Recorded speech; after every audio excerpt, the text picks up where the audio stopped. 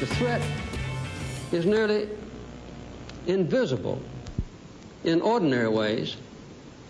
It is a crisis of confidence. It is a crisis that strikes at the very heart and soul and spirit of our national will. The erosion of our confidence in the future is threatening to destroy the social and the political fabric of America. The symptoms of this crisis of the American spirit are all around us. This was Jimmy Carter's famous malaise speech, which went down in history as one of the weakest and most depressing presidential addresses of all time. Stunningly, or not stunningly when you think about it, Kamala Harris echoed this infamous Carter speech and even used the word malaise herself, a political no-no if there ever was one. You know, COVID, for example, I mean, everybody's frustrated with that. And I understand and I fully appreciate there is a level of malaise. We're 2 years into this thing. You know, we want to get back to normal. We all do. Then she managed to top herself, comparing January 6th to Pearl Harbor and 9/11. Certain dates echo throughout history, including dates that instantly remind all who have lived through them where they were and what they were doing. December 7th, 1941, September 11th, 2001, and January 6th, 2021. Amateur hour.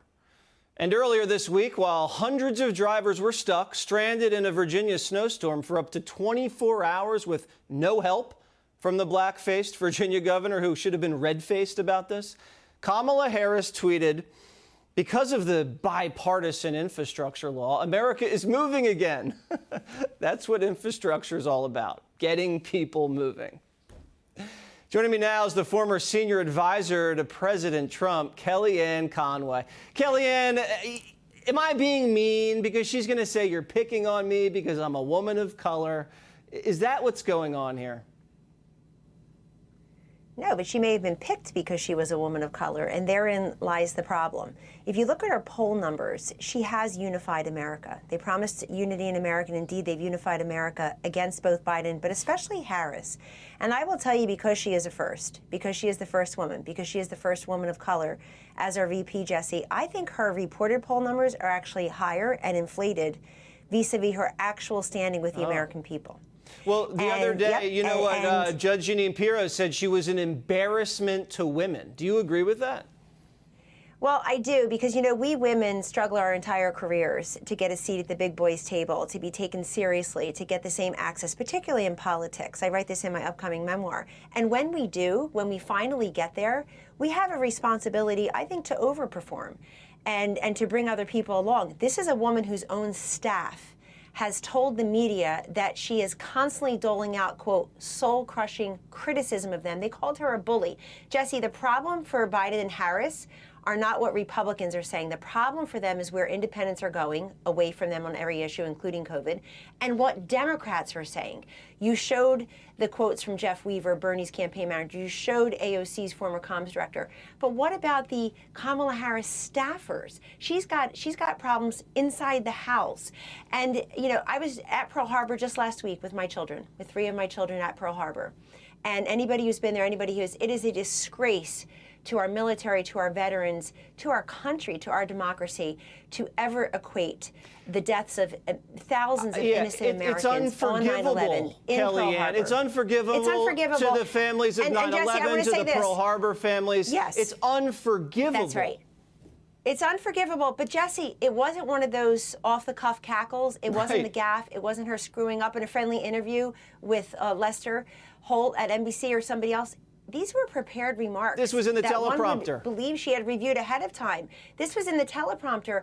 And so, and here's the thing about them. They're so out of sync with what America says they want on all of these issues, on inflation, on Afghanistan. I'm going to give her a date we're all going to remember. August 26th, 2021, lady, that's the day 13 innocent service members died in Afghanistan because of your chaotic withdrawal. You know, we were always told chaos, chaos, chaos in Trump's tweets once in a while, chaos at the border, chaos in Afghanistan, chaos at the gas pump, chaos at the grocery store, chaos with COVID. Nobody is more responsible for the political science that we have now. Could they ever get rid of Kamala Harris? Could Biden and his people ever just say, as a Republican?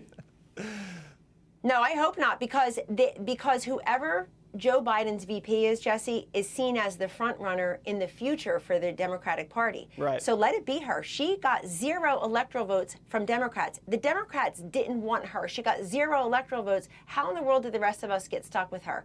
So I think she's also someone who she reminds me of Hillary in this way. She doesn't have enough people around her who she trusts to tell her, that's not a good idea. Don't do that. Walk that back. Correct it. Be prepared. Her own staff has told the media, some on the record, most off the record, quote, she doesn't want to prepare. She's unprepared. We give her these briefing books.